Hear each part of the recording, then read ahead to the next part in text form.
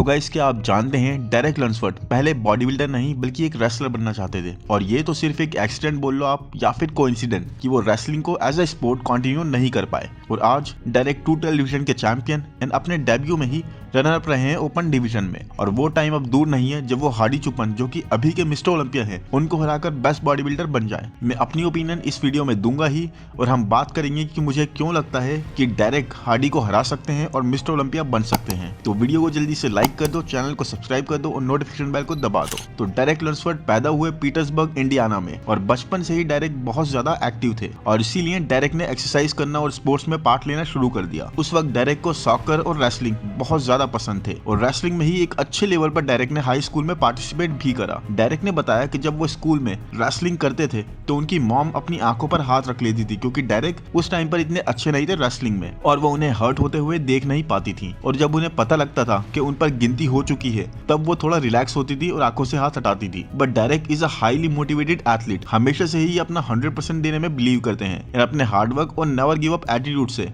High school में अपने 4 सालों में ही डेरेक एक टॉप रेसलर की तरह उभरे। लेकिन किस्मत डेरेक से कुछ और ही चाहती थी। डेरेक जब कॉलेज में पहुंचे तो डेरेक के लिए वो सिचुएशन आ गई जहां डेरेक को ये सब चेंज करना पड़ा, क्योंकि जहां पर उनका एडमिशन हुआ था वहां पर कोई रेसलिंग प्रोग्राम नहीं था, तो वो रेसलिंग को कंटिन्यू नहीं कर पाए। बट उसके बाद भी डेरेक अपनी एथलेटिक और स्पोर्ट्स एक्टिविटीज को छोड़ना नहीं चाहते थे और इस तरह से उन्होंने अपनी इंटरेस्ट का रुख चेंज करा और वेट लिफ्टिंग करनी स्टार्ट करी, जिससे उन्हें उस वक्त पता नहीं था कि आगे उनके लिए कितने ज्यादा रास्ते खुलने वाले हैं। और शुरुआत में डेरेक को काफी ज्यादा मुश्किल हुई, क्योंकि हम सबकी ही तरह स्टार्ट में डेरेक भी without a trainer without a plan train कर रहे थे, तो डेरेक उस लेवल के रिजल्ट्स नहीं पा रहे थे जैसे वो एक्सपेक्ट कर रहे थे। और इसीलिए उन्होंने अपने लिए एक पर्सनल ट्रेनर ढूंढा जिनका नाम था जेम्स ब्राउन। और जेम्स ब्राउन की मदद से डेरेक को वो गाइडेंस मिली जिसकी डेरेक को जरूरत थी। डेरेक ने उसी टाइम से बहुत ज्यादा जिम में इंटेंस ट्रेनिंग और एक स्ट्रक्चर्ड वे में प्लान फॉलो करना स्टार्ट कर दिया एंड उनकी फिजिक में उन्हें सिग्निफिकेंट चेंजेस दिखने लगे। और यही वो टाइम था जब डेरेक ने एक डॉक्यूमेंट्री देखी बॉडी बिल्डिंग पर, और जे कटलर और फिल हीथ जैसे लेजेंड से इंस्पायर होकर उन्होंने इस स्पोर्ट को professionally as a career choose करने का डिसाइड करा। सिर्फ 22 साल की ही एज 2015 में डेरेक ने अपना एमेच्योर डेब्यू बॉडी बिल्डिंग की दुनिया में कर दिया था। उनका पहला शो 2015 में एनपीसी इंडियानापोलिस चैंपियनशिप,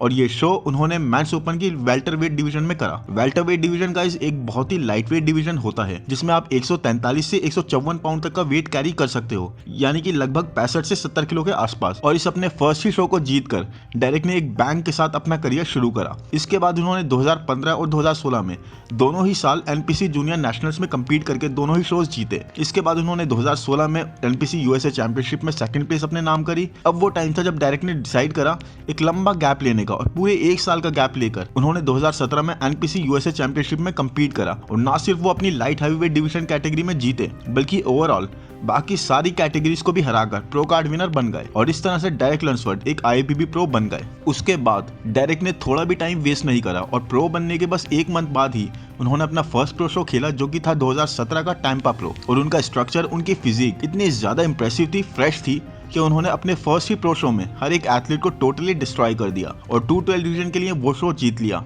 और क्वालिफाई कर गए 2017 के मिस्टर ओलंपिया के लिए। और उसके 1 मंथ बाद ही डेरेक थे on the biggest stage of them all, Olympia के स्टेज पर। और फर्स्ट ईयर में डेरेक ने टॉप 6 क्रैक करके 5th प्लेस पर अपनी जगह बना ली थी और एक धमाका कर दिया था। एक ही साल में प्रो कार्ड और फिर 5th प्लेस अपने फर्स्ट ही ओलंपिया अटेम्प्ट में। ये एक बहुत ही बड़ी अचीवमेंट थी और इसके बाद से ही सबने डेरेक को नोटिस करना शुरू कर दिया था, क्योंकि अपने फर्स्ट ईयर में ही डेरेक हर शो में इंप्रूवमेंट करके आ रहे थे। वो अपने फर्स्ट ओलंपिया में इतने इंप्रेसिव लगे कि किसी को भी बिलीव नहीं हुआ कि उनका डेब्यू ईयर था। फिर डेरेक ने क्योंकि टॉप 5 में अपनी जगह बना ली थी तो वो क्वालिफाइड थे 2018 के ओलंपिया के लिए। और इसीलिए डेरेक ने 2018 में कोई भी प्रो शो नहीं खेला और सीधे सीधे इंप्रूवमेंट्स करके पहुंच गए ओलंपिया के स्टेज पर। और बहुत ही जबरदस्त लग रहे थे नेक्स्ट टू 212 डिवीजन के लेजेंड फ्लेक्स लुइस। डेरेक लंसफोर्ड के आइडल अब उनके कंपेटिटर थे। एक क्लासिक स्टोरी जो अपने आप में ही एक बहुत बड़ी अचीवमेंट थी। इस बार उनकी प्लेसिंग और इंप्रूव होकर सेकंड हो गई और बहुत सारे लोगों का ये मानना है कि डेरेक को वो शो जीत जाना चाहिए था, बट फ्लेक्स सर्टेनली एक बेटर एथलीट थे जो ज्यादा मैच्योरिटी कैरी कर रहे थे और साथ ही डेरेक से ज्यादा कंडीशन भी थे। 2018 तक फ्लेक्स लुइस लगातार 7 बार 12 डिवीजन का टाइटल जीत चुके थे और अपनी एक लेगेसी बना चुके थे। बट 2018 में अपना 7 टाइटल जीतने के बाद फ्लेक्स लुइस ने इस डिवीजन से अपना रिटायरमेंट अनाउंस कर दिया और अपनी इंटेंशन बताई ओपन डिवीजन में कम्पीट करने की। इसके बाद फ्लेक्स लुइस ने डायरेक्ट के कान में कुछ कहा था और क्या कहा ये बात आज तक राज है, क्योंकि डायरेक्ट से कई इंटरव्यूज में पूछे जाने पर भी डायरेक्ट ने उस बात को नहीं शेयर करा। फिर आया 2019 और इस साल भी डायरेक्ट ने किसी भी कंपटीशन में कम्पीट नहीं करा ओलंपिया से पहले। इस साल डायरेक्ट से सबको बहुत ज्यादा उम्मीदें थी क्योंकि फ्लेक्स लुइस रिटायर हो चुके थे, जिसका मतलब था अब ये स्पॉट पूरी तरह से ओपन था किसी भी एथलीट के लिए। डायरेक्ट पूरी तरह से फोकस थे। इस साल भी डायरेक्ट ने सारा टाइम प्रेप पर लगाया और किसी भी प्रो शो में कम्पीट नहीं करा। बट उसी शो में अवेलेबल थे कमाल एगार्डनी, जिन्होंने एक तरह से पूरे लाइनअप को अपनी सुपीरियर कंडीशनिंग और फिजिक से डिस्ट्रॉय कर दिया। डायरेक्ट की कंडीशनिंग अभी भी उस लेवल पर नहीं थी। He was just on a bit softer side और डायरेक्ट को फिर से सेकंड स्पॉट पर सेटल करना पड़ा। इस बार डायरेक्ट ने बताया कि 2018 में वो थोड़े फ्लैट थे और इसीलिए 2019 में वो फोकस कर रहे थे साइज और शेप पर, जो चीज उनके अगेंस्ट गई कमाल के सामने। फिर आया 2020 और इस साल डायरेक्ट की प्लेसिंग गिरकर 4th पर चली गई और डायरेक्ट को एक तरह से काफी क्रिटिसिज्म का सामना करना पड़ा क्योंकि वो रेगुलरली कम्पीट नहीं कर रहे थे। बट आई थिंक डायरेक्ट के हिसाब से ये सही था क्योंकि पूरे साल वो इंप्रूवमेंट्स करते थे एक प्रॉपर ऑफ सीजन लेकर और अपनी बॉडी को बार बार प्रेप मोड में डालकर स्ट्रेस नहीं करते थे। और ये कोई जरूरी भी नहीं था क्योंकि वो हर साल अपने लास्ट ईयर की प्लेसिंग के बेस पर ऑलरेडी क्वालिफाई तो कर ही रहे थे। 2 बार टाइटल जीतने के इतने करीब आने के बाद डायरेक्ट अब वो टाइटल लूज करना नहीं चाहते थे और इतना ज्यादा डेडिकेटेड होकर ट्रेन करने के बाद भी डायरेक्ट इस बार टॉप 3 का पार्ट भी नहीं बन पाए। उनकी प्लेसिंग और गिर गई और वो सीधे 4th प्लेस पर एंड अप करे। इस साल एक न्यू ही चैंपियन सामने आए शॉन क्लेयर्डा के रूप में, जिन्होंने अपनी एक कंप्लीट फिजिक और गेनिनेस जो वो कैरी करते हैं उसके बेस पर ये टाइटल अपने नाम कर लिया। बट डायरेक्ट ने इस बार भी इस प्लेसिंग को बहुत ही ग्रेसफुली हैंडल करा, बहुत ही पॉजिटिव वे में। कमाल की बात तो ये है गाइस कि हर साल डायरेक्ट बहुत इजीली 220 से 225 पाउंड तक पहुंच जाते थे और फिर उन्हें कट करना पड़ता था। तो guys basically from the very starting his genetics were amazing, his body wanted to grow. Direct उन कुछ एथलीट्स में से हैं जिनका फ्रेम उनको इजीली मसल पुट ऑन करने में हेल्प करता है। फिर 2021 में उन्होंने काम करना शुरू करा हैनी रैम्बोर्ट के साथ, क्योंकि इससे पहले हर साल डायरेक्ट को सिर्फ एक कंडीशनिंग का ही थोड़ा इशू आ रहा था। इससे पहले डायरेक्ट हैनी के साथ काम भी नहीं कर रहे थे। इवन डायरेक्ट और हैनी का एक साथ काम करना बहुत ही इंटरेस्टिंग वे में स्टार्ट हुआ गाइस। जब 2020 के ओलंपिया में बिग रैमी जीते थे तो 212 डिवीजन का competition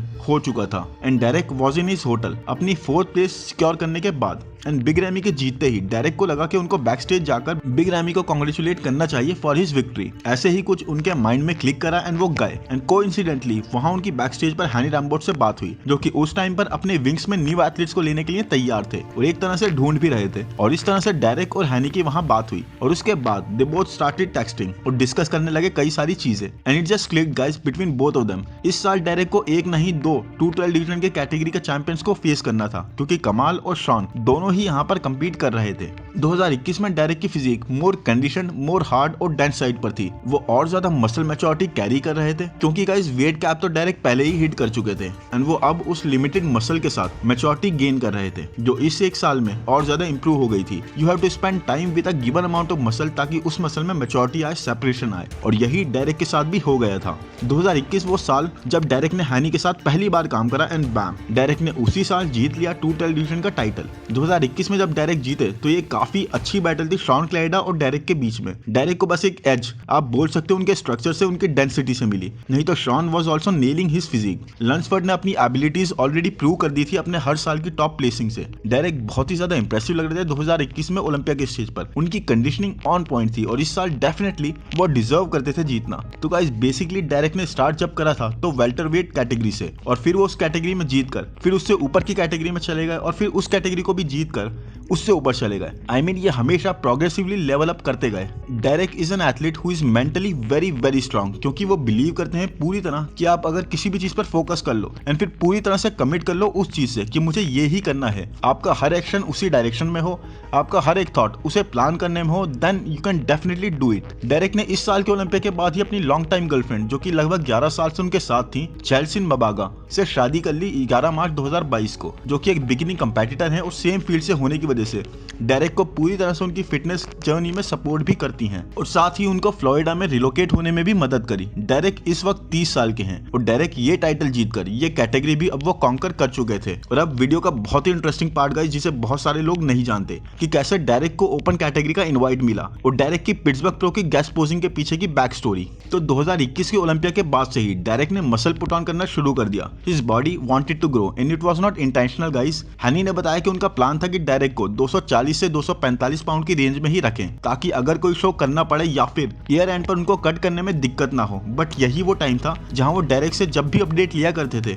Derek was like, Honey मेरा वेट बढ़ गया है जबकि मैं हर चीज कंट्रोल में कर रहा हूँ। And to one point it became 252 pounds. और इस पूरे टाइम पीरियड में क्योंकि हनी डेरेक को 240 पाउंड से ऊपर नहीं जाने देना चाहते थे, हनी ने उनके कार्ब्स बहुत कम रखे थे, जस्ट 200 ग्राम गाइस, और जिसकी वजह से Derek was feeling more hungry. तो देखिए गाइस, कार्ब्स के लेस होने की वजह से डेरेक को भूख ज्यादा लगती थी और फिर हनी ने इस हंगर के लिए डेरेक के फैट्स बढ़ा दिए क्योंकि fats basically are more satiating. आप ज्यादा फिल्ड फील करते हो, बट उसके बाद भी डेरेक की body were growing constantly, weight का कांटा ऊपर जा ही रहा था। तो हनी ने कार्डियो थोड़ा ज्यादा कर दिया डेरेक की रूटीन में, जिससे डेरेक का वेट उस टाइम पर काफी हद तक मैनेज हुआ। बट कार्डियो का भी एक नुकसान था। कार्डियो में आप कैलोरीज एक्सपेंड करते हो, अपनी कैलोरीज बर्न करते हो, यू आर गेटिंग टायर्ड, और इसी वजह से डेरेक को और ज्यादा भूख लगती थी। तो इसीलिए कार्डियो भी ज्यादा ऐड नहीं कर सकते थे। तो इतने सारे मेथड्स हनी ने यूज करे। एंड ऑनेस्टली गाइस, रिसर्च करते हुए आई वाज वेरी अमेज्ड किस लेवल की कॉन्वर्जेशन थी ये हनी की, ये टेक्निक्स और कितनी पर्सन स्पेसिफिक टैक्टिक्स यूज करी गई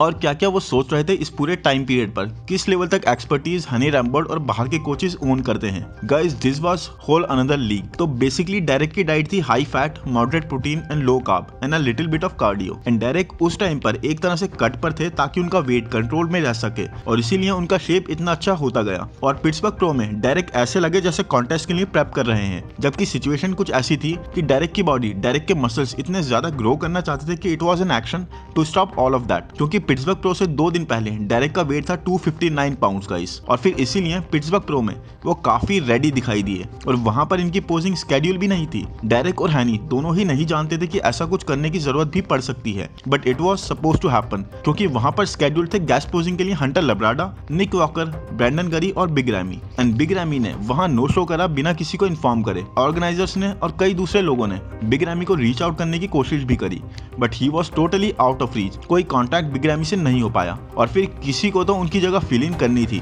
क्योंकि एडवर्टाइजमेंट हो चुकी थी बिग रैमी की भी गेस्ट पोजिंग की। शो पर बात आ जानी थी, कुछ तो अरेंज करना ही था सिचुएशन को हैंडल करने के लिए। एंड देन डेरेक को पूछा गया and he said yes. And क्योंकि वो पहले से ही वेट कट करने का, कंट्रोल करने का ट्राई कर रहे थे और इसके लिए कार्डियो और लो कार्ब डाइट पर थे, he was in amazing shape. Competition shape नहीं था, but it was a very decent shape. And उस दिन डेरेक ने हिस्ट्री क्रिएट कर दी जब वो टो टू टो खड़े हुए ब्रैंडन करी और निक वॉकर जैसे मास मॉन्स्टर्स के साथ, एंड वो उन्हें मैच कर रहे थे इन टर्म्स ऑफ मास। और फिर वहां जजेस ने हनी से बात करी कि डेरेक को ओपन कैटेगरी में कम्पीट करना चाहिए। एंड फिर एक कॉन्वर्सेशन सी छिड़ गई सोशल मीडिया पर डेरेक की गेस्ट पोजिंग वायरल होने के बाद। ये बात हर जगह थी कि क्या डेरेक ओपन कैटेगरी में मूव कर रहे हैं। अब अगर डेरेक को ये करना था तो इस चीज के लिए 2 रास्ते थे, डेरेक प्रो शो खेलें और क्वालिफाई करें ओलंपिया के लिए, एंड नंबर 2 डेरेक को स्पेशल इनवाइट मिले। और पिट्सबर्ग प्रो की पोजिंग के 4 से 6 दिन बाद फ्लेक्स लुइस ने अनाउंस करा अपना रिटायरमेंट, जिसकी वजह से वो स्पॉट खाली हो गया। तो गाइस बता दूं, फ्लेक्स लुइस को ओपन कैटेगरी का इनवाइट ही मिला था, बट उसके बाद भी हैनी को ये चीज इतना मैटर नहीं करी क्योंकि हैनी और डेरेक का प्लान था कि डेरेक 1 साल और उनकी गाइडेंस में 212 डिवीजन में ही कम्पीट करेंगे और उसके बाद नेक्स्ट ईयर ओपन कैटेगरी में ट्राई करेंगे। और इसी बीच हैनी को कई सारे लोगों ने ऑनलाइन टैग करना शुरू कर दिया कि हनी रैम्बर्ट डेरेक को 212 में रखने का ट्राई करेंगे ताकि उन्हें एक और विन मिल जाए। And it's a pressure guys, see we all have opinions, और हर वक्त कई लोग, कई यूट्यूबर्स कुछ ऐसी ओपिनियन शेयर करते हैं, काफी ज्यादा ब्लेम कर देते हैं। एंड यहाँ भी without knowing everyone started blaming Hany Rambod कि हनी अपने टाइटल्स की लिस्ट इंक्रीज करना चाहते हैं और इसीलिए Derek will not be a part of open. और इस पर हनी ने बताया कि 20, 21, 22 टाइटल्स ये सब उनको मैटर नहीं करता, बल्कि उन्हें मैटर करता है कि उस एथलीट के लिए क्या बेस्ट है। और अगर उनके हाथ में होता तो वो हार्डी चुपन को 2 टेलीविजन में ही रखते और वो वहां जीत भी जाते। बट जब उन्होंने हार्डी से बात करी तो इस पर हार्डी ने कहा कि उन्हें चाहिए सैंडो, उनके लिए वो सबसे ज्यादा मैटर करता है क्योंकि वो सबसे प्रेस्टिजियस अवार्ड है बॉडी बिल्डिंग का। Arnold, Jay Cutler, Ronnie Coleman, Phil Heath, Lee Haney सबने सैंडो जीता था और उन्हें भी वही चाहिए और वो ओपन कैटेगरी में जाना चाहते हैं। बट हार्डी चुपन के लिए एक डिफरेंट सिचुएशन थी क्योंकि it was all planned and उन्होंने वैंकूवर प्रो जीतकर क्वालिफाई करा था ओलंपिया के लिए, जबकि डेरेक के साथ हैनी का अब तक कोई प्लान नहीं था इस चीज का, बल्कि नेक्स्ट ईयर में ये दोनों इस चीज को देख रहे थे। और इस सब के बाद हैनी ने डेरेक के साथ भी वही कॉन्वर्सेशन करी जो उन्होंने हार्डी के साथ करी थी, और उस पॉइंट पर इट वाज ऑल अबाउट कि डेरेक क्या करना चाहते हैं। एंड देन डेरेक ने कहा कि इवेंचुअली तो मैं ओपन कैटेगरी में ही जाना चाहता हूँ, आज नहीं तो कल। जिस पर हैनी ने डेरेक को एडवाइस करी कि you need to be sure about it, क्योंकि अगर तुम ओपन में कम्पीट करना चाहते हो तो या तो तुम्हें कट करके उस शेप में आना होगा और फिर क्वालिफाई करना होगा, और या फिर अगर तुम नहीं चाहते कट करना क्योंकि you are still growing right now, तो तुम्हें ऑफिशियली आईएफबीबी को एक लेटर राइट करना पड़ सकता है जिसमें तुम मेंशन करोगे कि मैं डेरेक इस रीजन से ओपन कैटेगरी में कम्पीट करना चाहता हूँ वगैरह वगैरह। क्योंकि एक 212 के चैंपियन के लिए ये एक ऑटोमेटिक थिंग नहीं है कि वो just right of the bat get up and से कि इस साल मैं ओपन कैटेगरी में कम्पीट करूंगा। तो बेसिकली अभी भी कुछ डिसाइड नहीं हुआ था क्योंकि फ्लेक्स लुइस नहीं कर रहे थे कम्पीट, और इसीलिए बेसिकली एक ओपन इनवाइट की पॉसिबिलिटी थी जो कि किसी को भी दिया जा सकता था, और पिट्सबर्ग प्रो हुआ था मई 2022 में। तो बेसिकली अभी बहुत टाइम था ओलंपिया में और क्वालिफाई करने में, और इतने में ही डेरेक ने हैनी से बोल दिया कि मैं श्योर हूं और मैं ओपन में ही कम्पीट करना चाहता हूं और अपने बेस्ट लुक को चेस करना चाहता हूं बिना किसी वेट रेस्ट्रिक्शन को चेस करे। बट उसके बाद भी हैनी ने डेरेक से बोला कि दैट्स ओके, अभी कुछ टाइम ट्रेन करते हैं, let's work on it, refine करते हैं और फिर देखते हैं, इतनी जल्दी डिसाइड नहीं करते क्योंकि हमारे पास अभी काफी टाइम है। तो गाइस बेसिकली अभी भी दे वर नॉट क्लियर कि हमें कम्पीट करके क्वालिफाई करना है या फिर ओपन कैटेगरी के इनवाइट के लिए आईएफबीबी को राइट इन करना है। फिर कुछ टाइम तक डेरेक हैनी के साथ ट्रेन करते रहे, और कुछ वीक्स के बाद जब उन्हें लगा कि यस मेरी बॉडी ग्रो कर रही है, आई एम फीलिंग गुड, तो उन्होंने एक लेटर लिखा जिम मैनियन, टेलर मैनियन और डैन सोलोमन को, बेसिकली जितने भी बड़े ऑफिशियल्स हैं आईएफबीबी में, उन सबको जो इस तरह के डिसीजन मेकिंग में इन्वॉल्व रहते हैं। एंड देन आपस में they all talked and it worked. But अगर ये नहीं होता या फिर फ्लेक्स लुइस अपने इनवाइट को यूज कर रहे होते कम्पीट करके, तो हैनी ने बताया कि फिर हम दूसरे प्लान पर वर्क करते और क्वालिफाई कम्पीट करके करते। बट बेसिकली इस प्लान में यही चीज डिफिकल्ट रहती कि फिर एक पूरी प्रेप करनी पड़ती और फिर एक टाइम फ्रेम वाला इशू रह जाता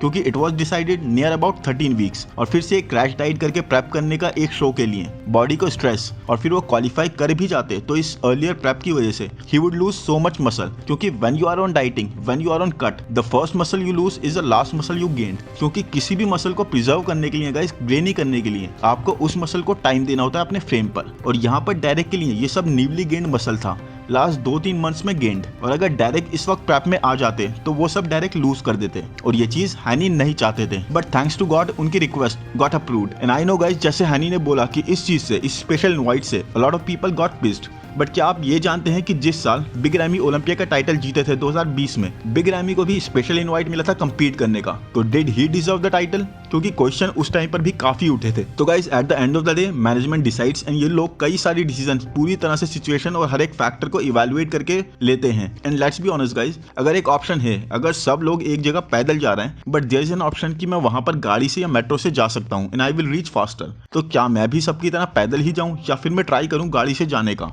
और देखूं कि सब लोग पैदल क्यों जा रहे हैं? मे बी सबको वो चीज पता नहीं हो या सबके लिए वो चीज वर्क ना करती हो। तो अगर एक ऑप्शन है तो व्हाई नॉट यूज दैट। जब डेरेक को ओपन कैटेगरी का इनवाइट मिला तो कई सारे बॉडी बिल्डर्स ने बहुत ज्यादा वोकल होकर इस चीज को क्रिटिसाइज करा और अपोज करा, और इन बॉडी बिल्डर्स में से थे ब्रैट विल्किन, नेथन डियाशा, मार्टिन फिट्जवाटर और इयान वलेर जैसे एथलीट्स, और ये सभी बहुत ज्यादा पिस थे इस सिचुएशन से। और गाइस अब हम सबको पता है कि how good Derek has performed, और एक्सपेक्टेशंस और इस अपॉर्चुनिटी को उन्होंने सरपास ही करा है। बट एक तरह से अगर देखा जाए तो ये चीज दूसरे एथलीट्स के लिए गलत ही थी, और जितने भी पॉइंट्स दूसरे एथलीट्स ने रेस करे वो सब कहीं ना कहीं वैलिड थे, और कहीं ना कहीं सबकी ओपिनियन सही थी कि डेरेक को जाकर इस क्वालिफिकेशन को अर्न करना चाहिए, ना कि इस तरह से दिया जाना चाहिए। क्योंकि गाइस जिस तरह से डेरेक ग्रो कर रहे थे उनकी सिचुएशन से हैनी और डेरेक दोनों ही पूरी तरह से अवेयर थे कि अब वो 212 डिवीजन में कम्पीट करेंगे, और इससे भी ऊपर जिस तरह से परफेक्टली हेल्दी और शेप में डायरेक्ट थे, टोटली वो प्रो शो में जाकर डिस्ट्रॉय कर सकते थे और क्वालिफिकेशन जीत भी सकते थे। बट इस चीज से उनकी आगे की प्रेप बिल्कुल ही बेकार हो जानी थी। तो अगर ये इनवाइट वाली चीज एक्चुअल में गलत थी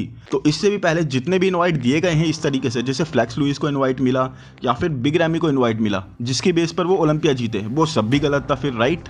बहुत सारे लोगों ने इसे एक मजाक की तरह लिया और बोला कि डायरेक्ट टॉप 10 भी क्रैक नहीं कर सकते, बट डायरेक्ट का हार्डवर्क और डेडिकेशन कुछ और ही बता रहे थे, और एक बार फिर से डायरेक्ट ने सबको रॉन्ग प्रूव कर दिया और प्लेस करा सेकंड टू हार्डी। जीत के इतने करीब आ गए थे डायरेक्ट यहाँ पर भी कि बस अगर हार्डी चुपन सामने नहीं होते तो डायरेक्ट ने फर्स्ट ही अटेम्प्ट में हिस्ट्री बना देनी थी। बस वो सेपरेशन में और मसल मैच्योरिटी में हार्डी से बीट हो गए, और आज नहीं तो कल डायरेक्ट एक ओलंपिया चैंपियन बनने ही वाले हैं। He is very young, just 30 years old guys. और इनके पास है one of the best coaches in the world, Hany Rambod. And Derek is undoubtedly one of the most promising athletes आज के टाइम के। और बेसिकली इस वक्त आर्नोल्ड क्लासिक को लेकर भी कई सारी चीजें चल रही हैं कि अगर ऑलरेडी शेप में है डेरेक तो why is he not competing, या फिर इतना बड़ा पे चेक है $300,000 का, क्यों डेरेक उसे जीतने की अपॉर्चुनिटी लूज कर रहे हैं। तो आंसर सिंपल सा है, Derek is a highly motivated athlete जिनका टारगेट सिर्फ और सिर्फ इस वक्त ओलंपिया पर है। अपने पूरे करियर में वो ऐसे ही रहे हैं। अपना फर्स्ट प्रो शो जिससे डेरेक ने क्वालिफाई करा था, उसके बाद से डेरेक ने ओलंपिया के अलावा किसी और प्रो शो में कम्पीट ही नहीं करा। उनकी आंखें प्राइज मनी पर नहीं बल्कि प्राइस पर हैं, और वो कम्पीट कर भी लेते हैं। बट जहां तक इस पूरे रिसर्च को डेरेक को और हैनी को देखकर अभी तक मुझे समझ में आया है वो ये है कि अगर डेरेक फिर से कट करते हैं तो ओलंपिया के बाद से जो ये 3-4 महीने उन्हें मिले हैं जिसमें वो गेन करके उस मसल को सीजन कर सकते हैं आगे के बचे हुए टाइम में, जिससे उसमें सेपरेशन आए, ग्रेनीनेस आए, वो न्यूली अर्न मसल कट करने में वो लूज कर देंगे। और साथ ही वो स्पेशल टाइम भी। एंड देन फिर अगेन ए से स्टार्ट होगी, जिसने डेरेक को सेकंड प्लेस तक तो ला दिया। But Derek wants to improve more, Derek wants to have more advantage that he can bring, और इसके लिए उन्हें टाइम चाहिए to gain and to season that muscle. और यही प्लान इस वक्त डेरेक और हैनी फॉलो कर रहे हैं, क्योंकि Derek is being a champion guys, that is for sure. आज नहीं तो कल Derek is going to win an Olympia title. आप चाहे मेरी इस क्लिप को रिकॉर्ड कर लो और हम इस बारे में बाद में बात कर सकते हैं, क्योंकि लास्ट ईयर जब मैं वीडियो में बोल रहा था कि डेरेक इज क्रैकिंग टॉप 5 तो कई लोग उस चीज को मजाक बना रहे थे। और डेरेक के साथ ऐसा हर जगह हुआ है after getting that open invite कि ये टॉप 10 में भी आ जाए तो बहुत है, डेरेक टॉप 10 का पार्ट भी नहीं बन सकते, etcetera etcetera. But see Derek kept working, Hany kept working. And आज के टाइम में आप में से जिसको भी बॉडी बिल्डिंग की नॉलेज है, they know how much potential and how much x factor Derek carry कर रहे हैं। और कई सारे टॉप एथलीट्स और पास्ट लेजेंड्स के हिसाब से डेरेक वाज बीटिंग हार्डी। बस बात वही थी गाइस कि डेरेक के चेस्ट में, डेल्ट्स में वो सेपरेशन, वो ग्रेनीनेस नहीं थी जो हार्डी के केस में बहुत ज्यादा थी। और रीजन क्या है? रीजन है ये कि हार्डी के जो मसल हैं वो ओवर टाइम ग्रो हुए हैं एंड उनके फ्रेम पर रहे हैं काफी टाइम तक। They have been a part of Hardy, और इसीलिए हार्डी वो ग्रेनीनेस कैरी करते हैं। और अब डेरेक इस पूरे साल इसी प्लान को फॉलो करेंगे। कंपीट तो आई टोटली बिलीव वो नहीं करेंगे ओलंपिया से पहले, क्योंकि he wants to season that muscle. और अगर आर्नोल्ड क्लासिक जैसे प्राइज मनी पर नहीं करा तो I really don't think that is part of his plans. और नेक्स्ट ईयर ज्यादा मसल के साथ, ज्यादा मसल मैच्योरिटी के साथ, उस सेपरेशन के साथ डेरेक अगर आते हैं जो डेरेक ने प्लान करा है, तो ये मैच डेरेक और हार्डी के बीच का एक काफी क्लोज मैचअप हो सकता है और डेरेक टोटली हार्डी को बीट कर सकते हैं। क्योंकि गाइस हार्डी की स्ट्रेंथ रही है उनकी कंडीशनिंग, उनकी हार्डनेस, उनकी ग्रेनीनेस। बट हार्डी इस सब के बाद भी तब नहीं जीते जब वो ये सब चीजें ज्यादा कैरी कर रहे थे। नो, हार्डी जीते जब इन सब चीजों के साथ वो और ज्यादा मसल मास, एक कंपेटिटिव एज को बढ़ाकर आए। और डेरेक के साथ ये प्रॉब्लम नहीं है। डेरेक का frame is very much wanting to grow. Derek और ज्यादा मसल ऐड करके उसे टाइम देकर अपनी सेपरेशन और मसल मैच्योरिटी के साथ उसी कंडीशनिंग में एक सुपीरियर शेप के साथ आ गए। तो it is highly possible guys कि Derek will beat Hardy. Conversation में दूसरे भी एथलीट्स हैं, Big Ramy, Andrew Jack, Nick Walker, but they all are chasing Hardy right now, क्योंकि हार्डी चैंपियन है। और हार्डी को हराना है तो वो ग्रेनीनेस, वो टॉप नॉच कंडीशनिंग, वो मैच्योर मसल लाना होगा। और इस ओलंपिया के हिसाब से डेरेक हार्डी के सबसे क्लोज थे। डेरेक इतने पास थे इस टाइटल को अपना नाम करने के। तो अब एक improve Derek with more separation and muscle maturity, more time given to the physique, definitely is going to do the job. क्योंकि डेरेक का शेप एक बहुत ही सुपीरियर शेप है, एक एक्स फैक्टर वाला। और उस शेप के साथ जो सब अभी बातें करी हैं, एक वेरी वेरी डेंजरस कॉम्बिनेशन है डेरेक लंसफोर्ड। तो आई होप गाइस वीडियो आपको पसंद आया हो। पसंद आए तो प्लीज लाइक कर दो, चैनल को सब्सक्राइब कर दो, नोटिफिकेशन बेल को दबा दो। Thank you, bye bye.